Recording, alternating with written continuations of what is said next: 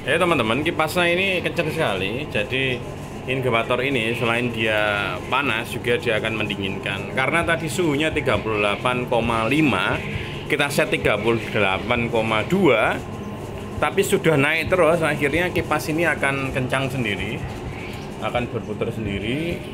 Biar suhunya down kembali, suhunya turun kembali secepatnya. Karena telur ini tidak boleh suhunya terlalu tinggi dan terlalu rendah. Jadi harus sesuai dengan rank yang kita ikuti ini. Dia akan mati kipasnya. Tapi kenapa ini kipasnya hidup? Tak, karena kipasnya ini kita setting pakai dimmer, teman-teman. Jadi kipasnya ada dimmernya. Jadi ini kan pelan. Nanti ketika ini sudah melampaui batas, ini kan saya setting 38,2. 38,2. Kenapa kok 38 gitu? Karena gini alasan saya 32, karena saya mengikuti termometer analog yang di sana. Jadi ruangan ini kan cukup besar, teman-teman, cukup besar. Jadi tidak semuanya, kalau kita setting 38, tidak semuanya ruangan menjangkau 38. Jadi saya naikkan 38,2 saja. Nggak sampai 35 ya, 32. Nanti ketika dia sudah melampaui 38,5, kipas ini akan kencang sendiri, akan menurunkan. Bagaimana setting caranya nyetingnya? Nyetingnya itu dengan cara kasih dimmer, teman-teman. Dimmer, teman-teman. Ini dimmernya. Jadi dimmer kita setting paling bawah. Ini kan paling bawah. Tapi ketika ini nanti kip panas sudah melampaui batas, sudah terlalu harus didinginkan, dia akan cepat seperti ini. Nah, ini cepat. Nah, ini kita lambatkan seperti ini. Jadi settingannya itu harus ada 2 gitu ya, dan harus pakai ini ya, termometer yang ini termometer STC 1000 ya.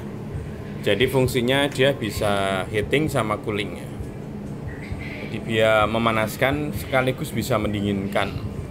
Jadi mendinginkan itu bukan langsung dingin aja, tapi ringnya selisih. Jadi ini kan ada gini, teman-teman. Settingnya ini saya kasih tahu. Nah,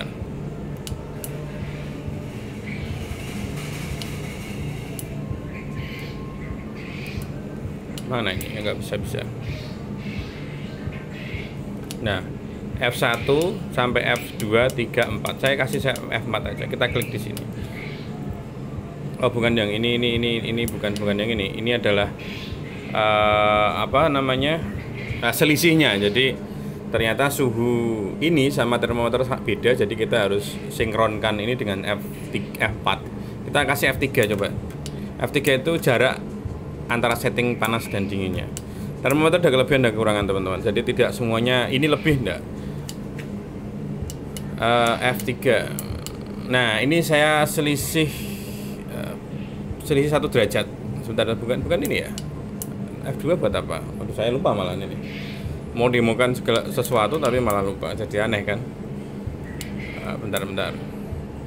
F2 mungkin ya. F2, coba F2. Nah, kita jaraknya itu 0,3, teman-teman. Jadi saya setting misalnya 38 ya. Andai kata 38 settingnya. 38 itu nanti min 03, jadi 37,7 termostatnya ini akan nyala. Tapi ketika dia sudah melampaui tadi 38,03 ya, jadi 38,3 misalkan. Lalu sudah ada timingnya 1 menit. Jadi kan ada timing 1 tadi ya, F3 itu ada 1 menit. Jadi dia menunggu delay 1 menit. Kok tidak menurun, kok naik gitu 1 menit dari 38,3, lampunya akan nyala. Kipasnya akan nyala. Seperti itu. Apakah ini diterapkan di inkubator kotak kecil? Ini nggak perlu sebenarnya. Kalau kecil nggak perlu untuk mendinginkan itu. Biar kalau kecil kan pakai kipas DC, jadi susah nanti pakai adaptor lagi. Jadi kalau model kayak ruangan seperti ini, atau model teman-teman pakai seperti itu ya, itu bisa pakai seperti ini karena dia butuh ruangan yang banyak untuk mendinginkan gitu. Tapi kalau ruangan kecil nggak perlu dan cukup termostat yang murah, karena termostat yang murah juga ada kelebihannya ini. Saya kasih tahu. Saya hidupkan dulu ya. Nah, Jadi termostat ini ada kelebihannya juga. Dia misalkan F1-nya PO ini, PO ya, PO. Dia sesuka-sukanya. Jadi lampu mati keberapa, lampu hidup suhu berapa. Jadi nggak butuh reng-reng kayak tadi ya. Jadi ini kita sesuaikan dengan angka. Itu sama yang kita buat seperti itu, pendingin ya. Mana kelihatan enggak? Nah, itu termostat jenis itu ya. Kita buat mendinginkan untuk memutarkan exhaust ini pakai itu karena nilainya bisa digeser. Jadi yang penting adalah kiri untuk memulai, yang kanan untuk mematikan. Jadi bisa kita pakai untuk apapun juga.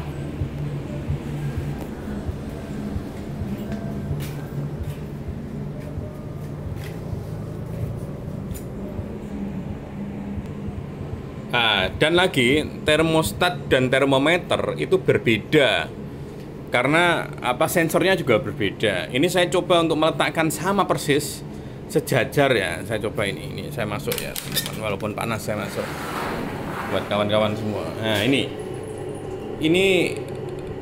adalah kontrol dari termostatnya. Yang ini adalah termometernya. Termometer yang model ini ada IC-nya di dalamnya. Bukan seperti ini sensornya, tapi dalamnya ada sensornya yang dia menangkap kelembapan dan suhu. Tapi beda. Oke, kita lihat, kita bahas ya sama-sama. Semoga minggu ini jadi inspirasi buat kawan-kawan untuk mencoba ini. Jadi yang saya kendalikan adalah yang ini sebagai patokannya. Nah, ini kita cocokkan juga dengan termometer analog yang di sana. Apakah sama? Kalau misalnya selisih cuma 0, tidak ada masalah. Jadi sama lah, karena memang beda penempatan ya. Jadi ini yang saya patokan 3,7, ini 37,6. Ini 0,7, 37, melihat kan? 37, sorry, nggak kelihatan ya. Saya wakili aja, 37,7, 37,5, selisih sedikit lah, koma. Ini sering-sering ketemu kok, jadi selisih derajatnya nggak terlalu tinggi lah.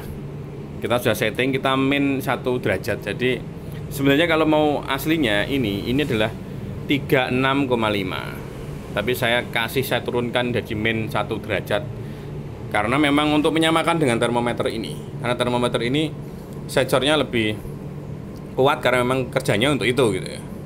Dan fungsinya ini ya bisa untuk salibrasinya bisa disetting di sini. Yang termometer seperti ini tapi termometer yang saya pakai yang itu teman-teman itu hampir sama persis. Ini yang seri di 2002 maupun 1001 ya.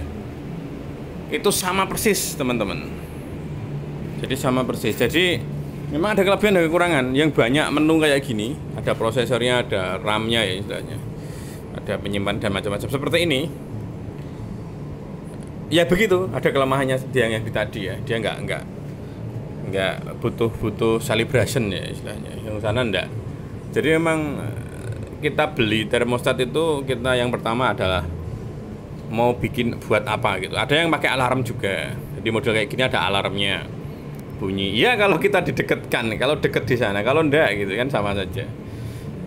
Kalau ada yang model ada kipas untuk berputar, ada sensor macam-macam itu, ya kita fungsikan sesuai kebutuhan saja. Itu lebih bijak karena harganya juga menyesuaikan. Kalau saya sih seperti itu.